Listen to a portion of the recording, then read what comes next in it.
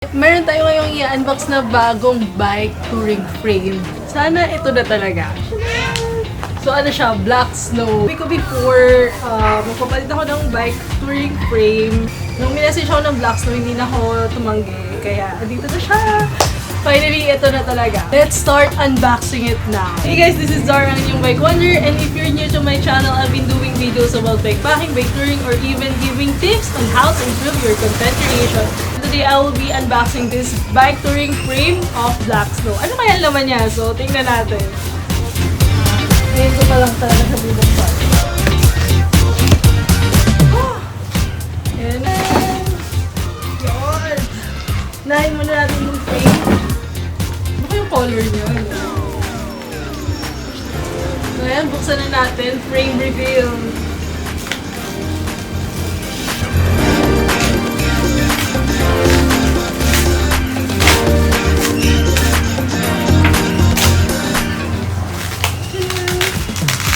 Brown. Hindi siya makulay compared sa ibang bikes ko na color blue, green, and orange. This one is brown tayo ngayon. Ang model na to is Black Snow Pangea.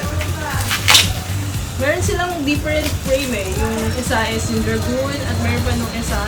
Ito yung pinadala nila sa aking frame para mas magamit ko siya sa mga bike touring trips ko. Yung isa kasi mas mababa yung tire clearance and later I'm gonna explain kung ano yung specs nitong frame.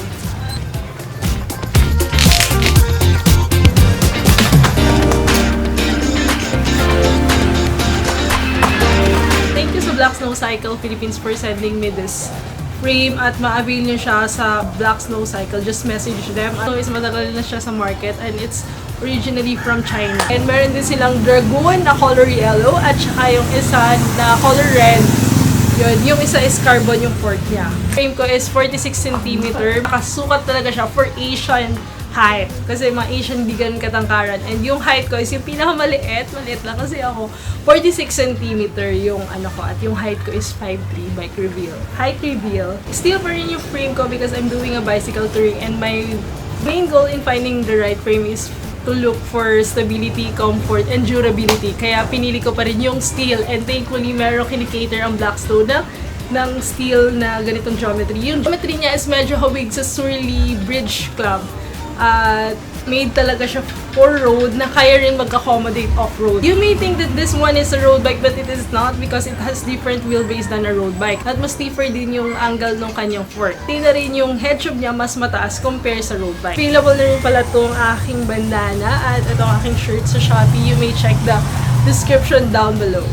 Yung frame material natin is 4130 chromoly steel as always. Yung main triangle is double buttered to 0.9 to 0.6, 0.9 mm. Kung ano man yun. Some of you might not understand why I always prefer a steel frame kasi mabigat siya because you haven't tried bicycle touring yet. But you will understand it once na try nyo na. Ano talaga, yung frame is meron siyang different purposes. At ito nga is yung purpose na is to carry loads on your bike. I really like my Surly bike but right now I'm gonna go mostly on-road rather than off-road. So lang din, napansin ko ng mga previous trips ko is masyadong nakakaagaw pansin kapag colorful yung bike mo. So as much as possible, mas pinili ko na gawing low-key yung gamit natin. Okay, hindi naman siya ganun kabigatan. Wala lang akong pang timbang dito. Yung frame natin. Kumikinang siya, oh. Ito is yung logo niya ng Pangea. Tapos dito is yung Black Snow. Explain ko yung geometry nitong bike. As you can see, marami siyang mga eyelets dito. Hindi lang dito. Meron siyang tatlong lalagyan ng battle cage from here and here dito sa baba. Yan. Pwede ka maglagay dito ng battle cage or mga pump.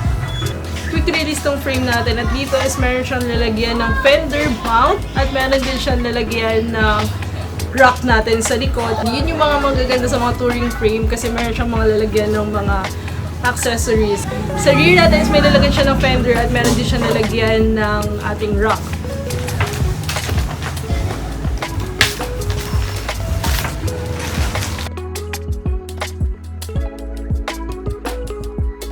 Marami yung mga boses dito na pwede mo siyang lagyan ng battle cage or pwede mo siyang lagyan ng front rack. So, meron siya ditong tatlong eyelets At sa kabila is tatlong eyelets din. And dito is may lalagyan siya ng, pwede mo lang maglagay ng flashlight at pwede ka rin maglagay ng front rack.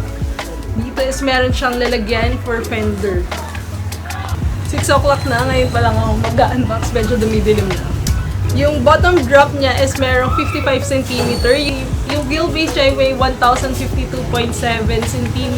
Yung head tube niya is may 120 cm. Chainstay length natin is meron tayong 445 cm. Wala akong ruler pero yun yung nakalagay.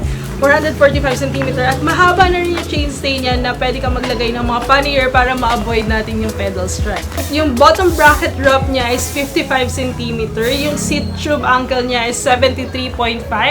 Effective top tube is 550 cm.